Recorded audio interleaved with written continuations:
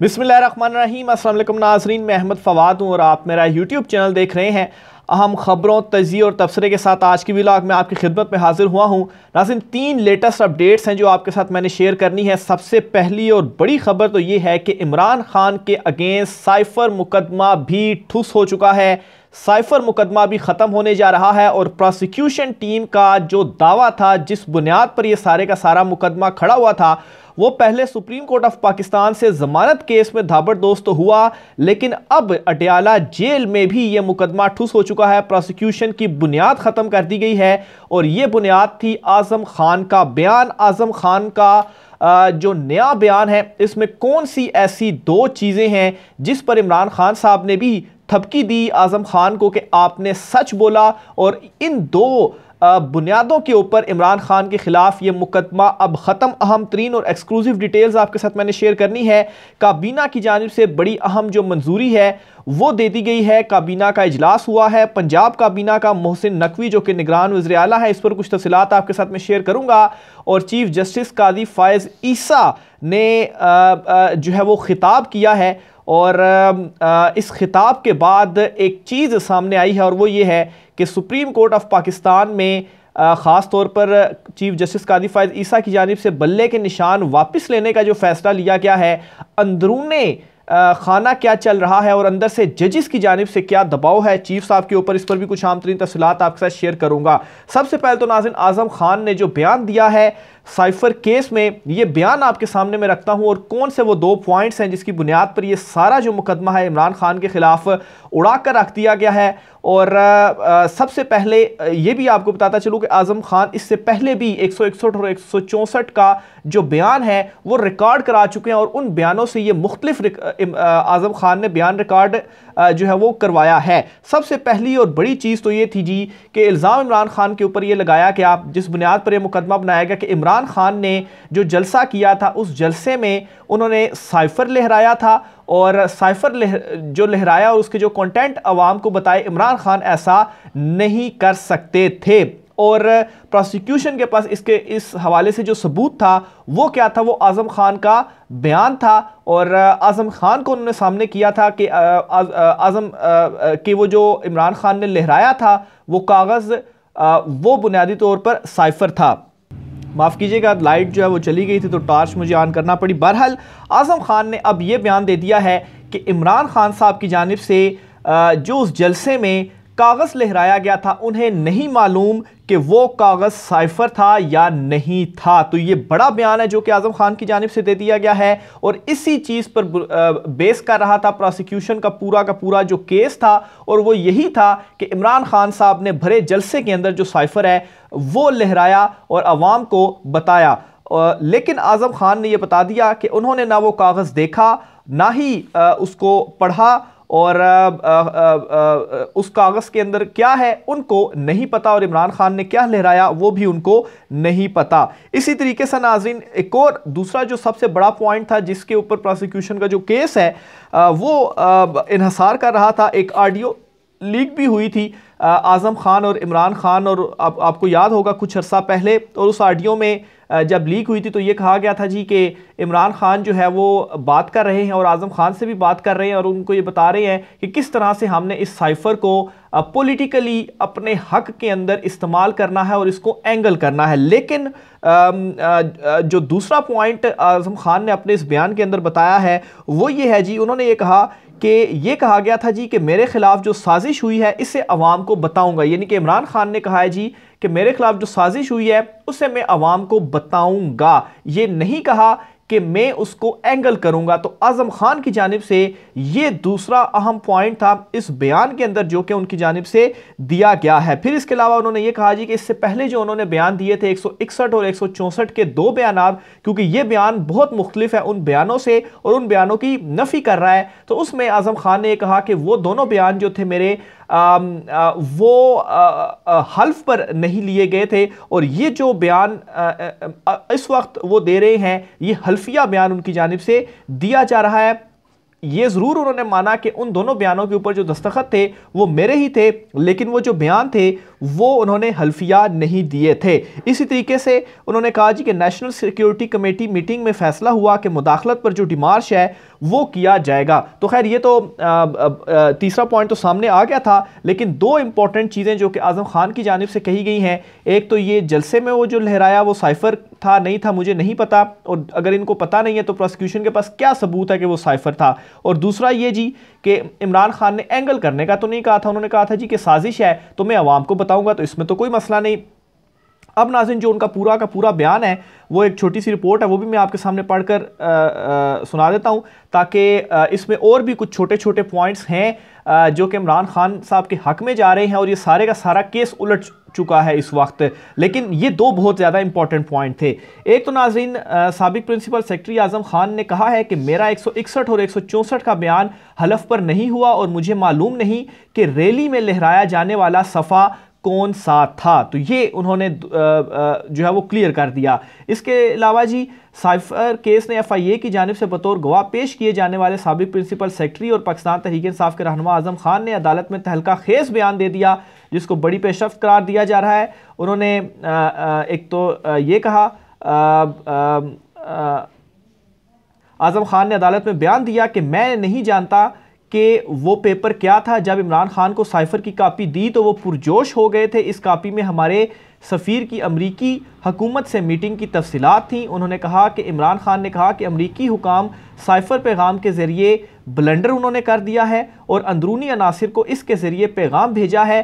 Cipher को इस वक्त के आर्मी चीफ और अपोजिशन पार्टीज़ के मुंतखब हुकूमत की तब्दीली के उखाड़ इकट्ठा होने पर एक्सपोज करने के लिए इस्तेमाल किया जा सकता है।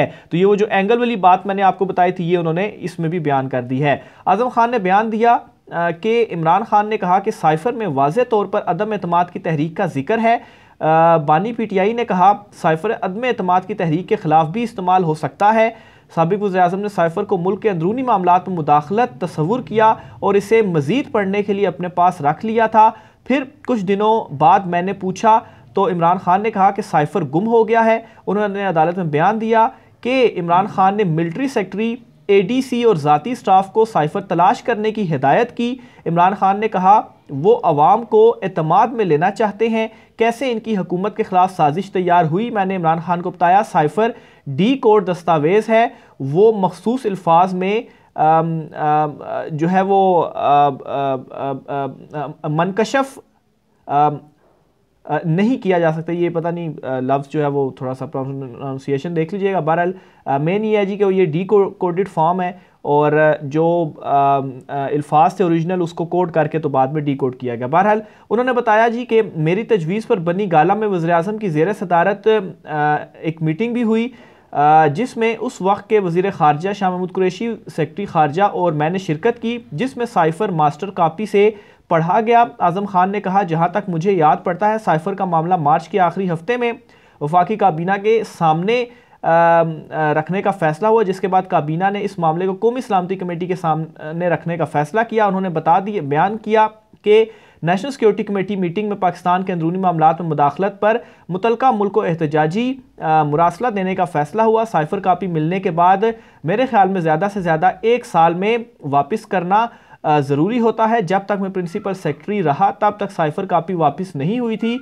बानी PTI ने काफ़ी बार मिलिट्री सेक्रेटरी और दीगर स्टाफ को कापी तलाश करने की हिदायत की और ये काम वो दोनों कर रहे थे। तो ये जो गुम होने के हवाले से उन्होंने कहा जी कि इमरान खान के पास है, तो इस पर भी उन्होंने ये कह दिया है कि इमरान खान ने मुतअद्दिद बार अपने मिलिट्री सेक्रेटरी और स्टाफ को ये कहा जी कि जो साइफर की कापी है वो आखिर कहाँ चली गई है, इसे आपने ढूंढना है। तो ये नाजरीन वो बयान है जिस बयान के बाद सारा केस जो है वो उलट पुलट कर रह गया है। इस केस में वैसे ही इमरान खान साहब की ज़मानत तो सुप्रीम कोर्ट से हुई है, लेकिन अब ये जो केस है ये भी आप समझें कि ठुस हो चुका है, ख़त्म हो चुका है इमरान खान के खिलाफ। बस ये बयान और आगे जिरा वगैरह होगी और उसके बाद इमरान खान साहब इसमें बरी भी हो जाएंगे। और इन्हीं लोगों ने, जिन लोगों ने इमरान खान साहब को अंदर किया है, वही लोग इमरान खान साहब को इस केस में भी बाहर निकालेंगे। इसी तरीके से दूसरी खबर आपके साथ शेयर करता चलूँ, पंजाब काबीना का बड़ा अहम इजलास हुआ है और इस इजलास में इंतखाबात के लिए इंतजामात और सिक्योरिटी के लिए 4 अरब की जो मंजूरी है वो दे दी गई है। पंजाब काबीना ने इंतखाबात के फुल प्रूफ इंतजामात और सिक्योरिटी के लिए 4 अरब 10 करोड़ रुपए के फ़ंड के इजरा की मंजूरी दी है। मोहसिन नकवी की ज़ेर सदारत ये इजलास जो है वो हुआ। इजलास से खिताब में मोहसिन नकवी ने कहा कि तमाम जमातों और आज़ाद उम्मीदवारों को आज़ादाना इंतखाबी सरगर्मियों की इजाज़त होगी। फ्री एंड फेयर इलेक्शन का इनकाद हर सूरत यकीनी बनाया जाए। इलेक्शन कमीशन के ज़ाब्ता अखलाक की रोशनी में तमाम उम्मीदवारों को जलसा करने, डोर टू डोर मुहिम चलाने और बैनर्स पोस्टर लगाने की इजाज़त होगी। तमाम जमातों को यकसा लेवल प्लेइंग फील्ड फराहम की जाए। पाक फौज या इदारों के खिलाफ तकरीर पर ज़रूर कार्रवाई होगी। फ्री एंड फेयर इलेक्शन मेरी जिम्मेदारी है जिसे मैं हर सूरत पूरी करूंगा। आम इंतखाबात का पुरअमन और आज़ादाना माहौल में इनकाद यकीनी बनाने के लिए इलेक्शन कमीशन के साथ भरपूर तावन करेंगे। आम इंतखाबात के फुल प्रूफ इंतजामात और सिक्योरिटी के लिए ये जो रुपए हैं वो मुख्तस कर दिए गए हैं। तो बहरहाल जी अहम इजलास था और ख़ास तौर पर जो कह रहे हैं मोहसिन नकवी साहब कि वो यकीनी बनाएंगे कि सबको जो कंपेन है वो करने दी जाए। तो होपफुली वो इस बात को जो पाकिस्तान तहरीक इंसाफ के साथ हो रहा है वो नहीं होगा और वो भी अब कंपेन कर पाएंगे। अच्छा, अजानें भी हो रही हैं साथ साथ, तो मैं थोड़ा अजानों के बाद फिर जो है वो दोबारा वीडियो शुरू करता हूँ। आखिरी खबर नाज़रीन चीफ जस्टिस काजी फ़ाइज़ ईसा साहब के हवाले से आपके सामने मैं रखता हूँ। काजी साहब बिल आखिर बोल उठे हैं। कोर्ट रिपोर्टर्स ट्रेनिंग के हवाले से एक वर्कशॉप हुई थी और इस वर्कशॉप में चीफ जस्टिस काजी फ़ाइज़ ईसा की जानिब से भी शिरकत की गई और उन्होंने उसमें खिताब किया। पूरा खिताब, अच्छा वैसे तो ये जो वर्कशॉप थी वो ट्रेनिंग के हवाले से थी, लेकिन चीफ साहब की जानिब से इस वर्कशॉप में अपनी जो कारकर्दगी रिपोर्ट थी 3 माह की वो पेश की और बताया जी कि कैसे उन्होंने इस 3 माह में जो मुकदमात हैं वो निपटाए हैं 5000 से ज़ायद। बहरहाल आखिर में उन्होंने एक बात कही और शेर के अंदाज में उन्होंने एक बात कही और ये कहा कि मुझे किसी ने कहा था कि आज आपने दिल की बात नहीं करनी, अगर आप अपनी दिल की बात करेंगे तो जो सहाफ़ी हैं उसको वो कई जावियों से फिर लिख देते हैं। अब ये दिल की बात क्या नहीं करनी थी या क्यों नहीं करनी थी, आखिर ऐसा क्या है चीफ जस्टिस काजी फ़ाइज़ ईसा के दिल में कि जो वो बात करना चाहते हैं लेकिन उन्हें इस बात का डर है कि सहाफ़ी उसको मुख्तलिफ जावियों से आगे बयान कर देंगे तो शायद उनके लिए कोई मसला बन जाए। तो मामला नाज़रीन कुछ यूँ है, जो इस वक्त चीज़ें नज़र भी आ रही हैं और कल के इस इवेंट के अंदर भी नाराज़गी नज़र आई चीफ जस्टिस काजी फ़ाइज़ ईसा और जस्टिस अतर मिनल्ला के दरमियान,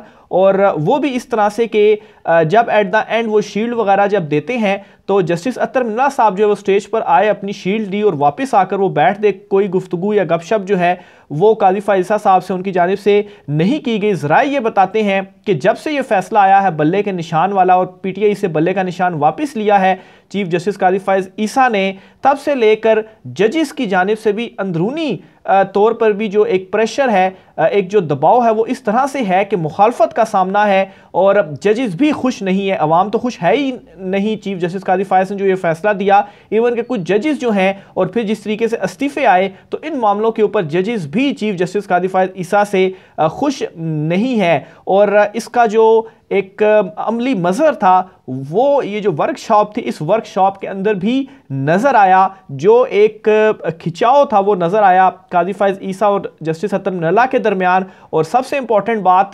कि जो हिंट खुद काजी साहब की जानिब से दे दी गई कि मुझे किसी ने कहा है कि दिल की बातें आपने नहीं करनी, तो जाहिर सी बात है दिल की बातें फिर यही होती हैं कि जब अंदरूनी इख्तलाफात हों और मामलात संभल ना रहे हों या जो है वो तनकीद हो रही हो और उसके ऊपर आपने कुछ कहना हो लेकिन आप कह ना पा रहे हों, तो फिर इसी तरह से होता है कि मैं दिल की बातें कहना चाहता हूँ, मेरे दिल में बहुत सारी बातें, लेकिन किसी ने कहा जी कि दिल की बातें ना कहें क्योंकि सहाफ़ी फिर इसको मुख्तलिफ जावियों से लिख देते हैं। तो सहाफ़ी मुख्तलिफ जावियों से क्या लिख देते हैं, उन्होंने तो आपकी पहले तो जो आपके फैसले चीज़ें उनको रिपोर्ट करना है, लेकिन फिर रिपोर्ट करने के बाद जाहिर सी बात है उनका जो अपना तज्जिया है फैसले के ऊपर, कानूनी नुकात, कानूनी माहिरीन वगैरह होते हैं, उन्होंने जो अपनी बात है वो तो कहनी ही है। बहरहाल इस वक्त सब अच्छे की रिपोर्ट नहीं है सुप्रीम कोर्ट ऑफ पाकिस्तान में भी।